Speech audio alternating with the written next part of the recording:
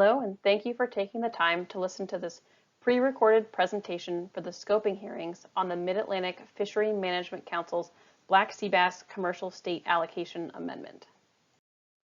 This presentation will cover background on the state allocations, the goal of the amendment, potential management approaches that might be used to meet the goal of the amendment, and next steps.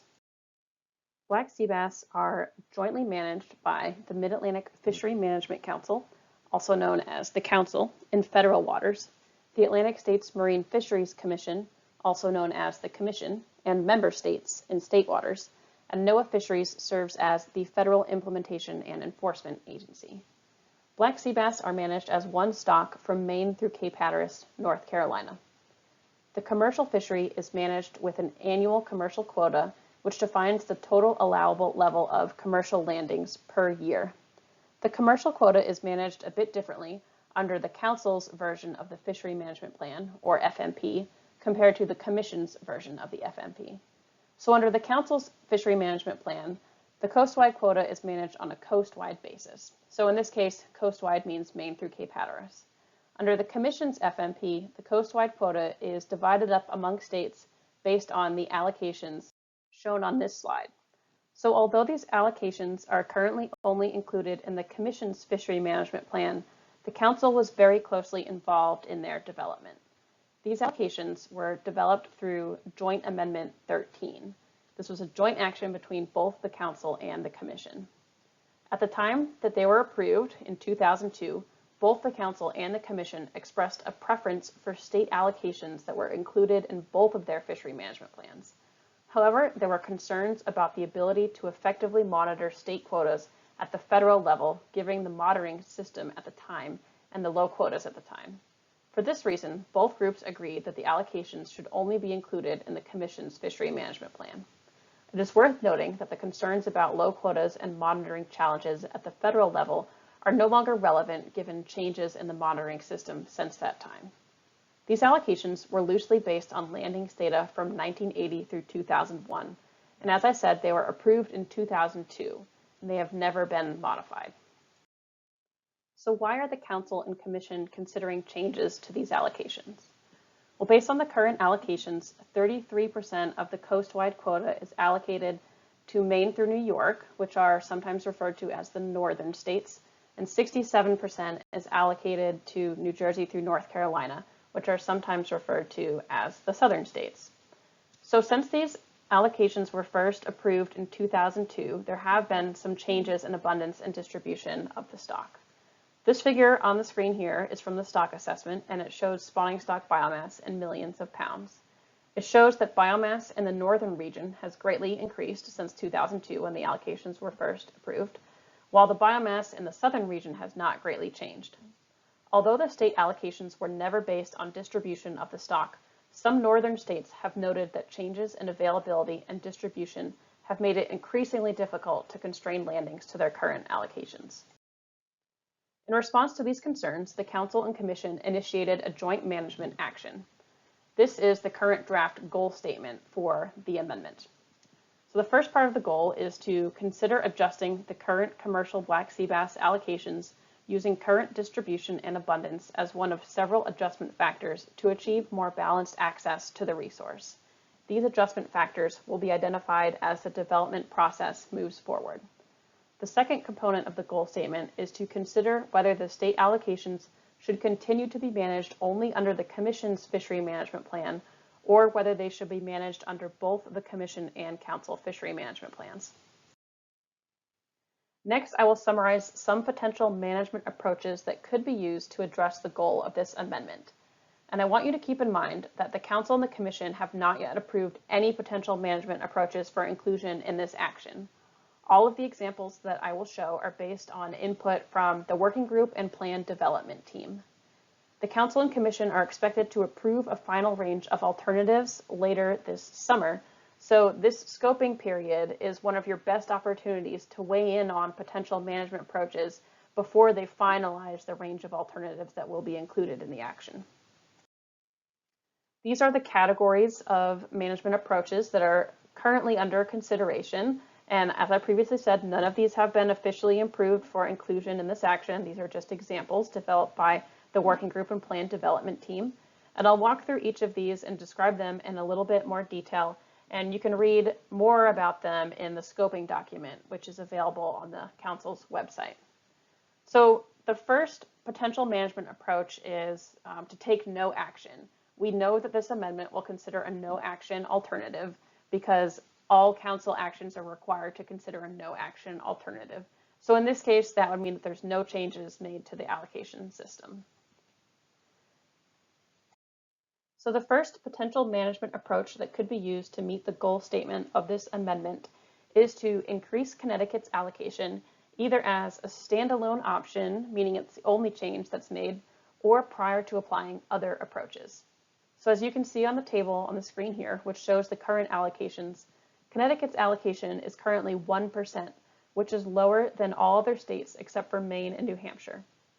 Maine and New Hampshire have very low commercial harvest of black sea bass, and they do not have a declared interest in the fishery under the Commission's management process. So this potential management approach was put forward by managers from Connecticut, and the rationale provided was that the increased biomass in Connecticut state waters has made it increasingly difficult to constrain landings to their current 1% allocation. So Connecticut isn't the only state that's seen an increase in biomass in their waters, but Connecticut felt like they are particularly disadvantaged by their allocation given that their allocation is so much lower than all other states, except for Maine and New Hampshire. The next type of management approach that could be used to meet the goal of this action is called the Dynamic Adjustments to Regional Allocations, or DARA approach. So this is a formulaic approach. There's a formula that's used to define the allocations. And the idea behind this approach is that it is a gradual transition to allocations that are all or partially based on regional distribution of the stock.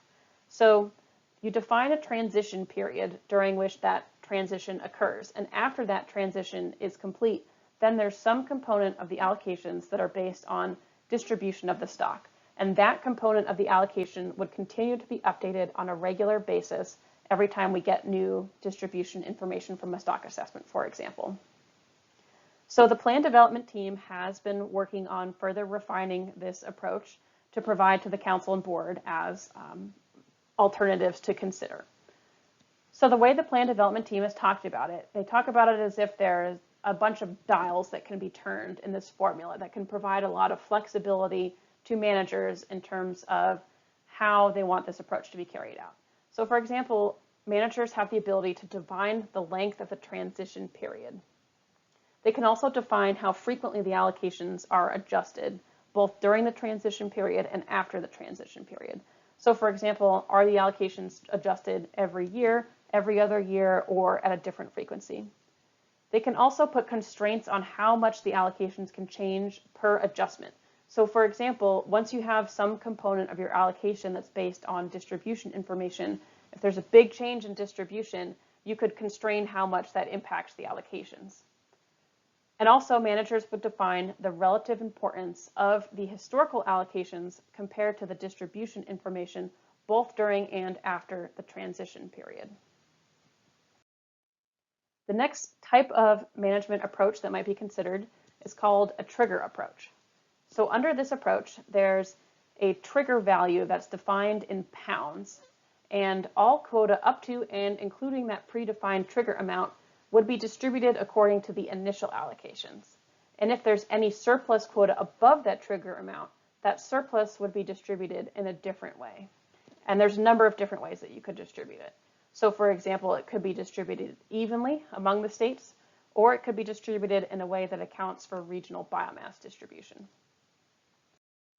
The next potential management approach is similar to the trigger approach, except that instead of defining a trigger amount in pounds, you're setting aside a certain percentage of the coastwide quota that is allocated based on the initial allocation. And the remaining percentage of the quota would be distributed in a different way. And again, this could be done either evenly among states or in a way that accounts for regional biomass distribution or in a different way. What I just described are example approaches that have been discussed so far. but the Council and Board might consider other approaches which I didn't describe. You are welcome to recommend other approaches through the scoping process. If you do wish to recommend another approach, it's always helpful if you can provide as much detail as possible and explain your reasoning. That helps the Council and Board think about how that approach might work and how it might compare to other alternatives. So as I previously mentioned, this amendment will also consider whether the state allocations should be added to the Council's fishery management plan or whether they should remain only in the Commission's fishery management plan. If they were added to the Council's fishery management plan, that would mean that both the Council and the Commission's Summer Flounder Scut Black Sea Bass Management Board could have a voting role in future changes to those allocations. Under the current management program, the Board could make changes to the allocations without the Council having a voting role in those changes. So if these allocations were added to the Council's fishery management plan, that would not require any notable changes to how the fisheries are managed unless the Council and Board decide to consider alternatives for other specific changes.